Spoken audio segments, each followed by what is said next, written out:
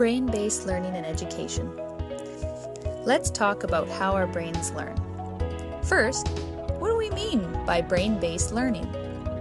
Well, through neurological research, which are studies of the brain, an educational philosophy was developed based on the findings, using the brain as a tool for designing brain-friendly learning opportunities for students.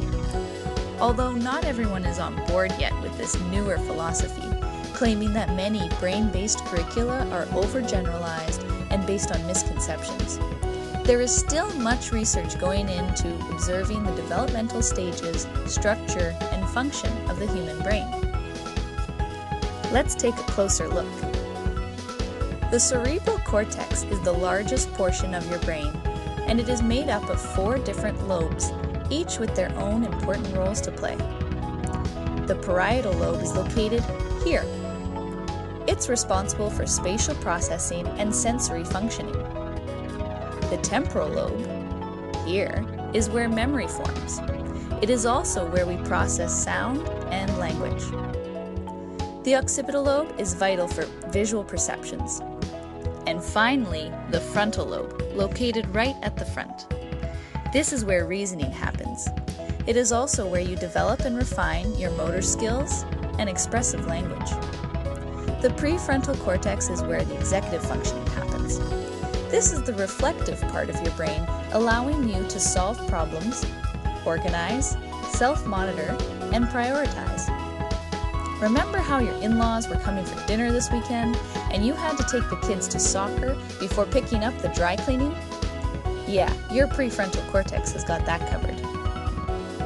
Another important part of your brain that we can't forget is the amygdala. It's located just beneath the cerebrum on both sides of the thalamus.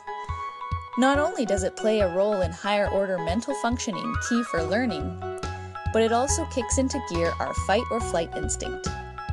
The amygdala has full control over our emotions.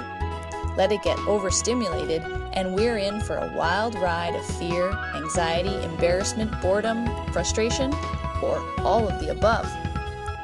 If the amygdala enters this hyper-metabolic state, information can't be fully processed and no learning can occur. So what can we do to keep our amygdalas in check? The best thing we can do as educators for our students is to establish daily routines, making surprises less frequent. Keep an open dialogue.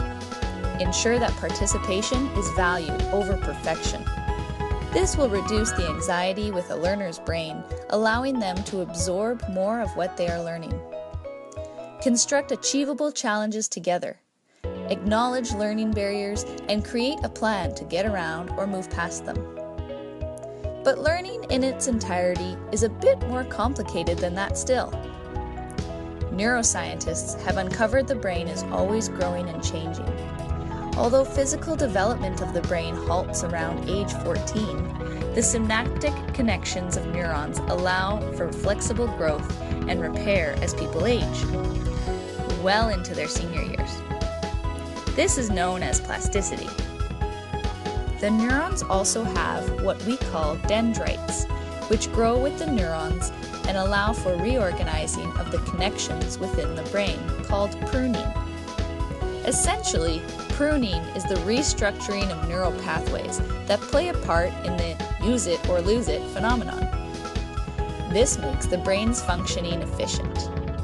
For education, the best way to put pruning and plasticity to good use is to stimulate multiple areas of the brain while learning is occurring. This way, dendrites will form across multiple pathways, strengthening the connections between them. Therefore, in a classroom that is brain-aware, an educator may want to consider the following to support strong brain development and efficient learning. Create a learning environment that immerses students in a learning experience. Reduce fear and stress by setting goals and keeping open communication, while maintaining a highly challenging environment to support the amygdala's functioning. Include opportunities for group work to develop social skills and cooperation. Provide active and passive places to learn, as well as giving students personal space for them to build organizational skills. Give students time to be reflective and creative. And be flexible. Not everyone's brain is wired the same, but it is up to you to help them build those connections so each student's learning can be just as meaningful.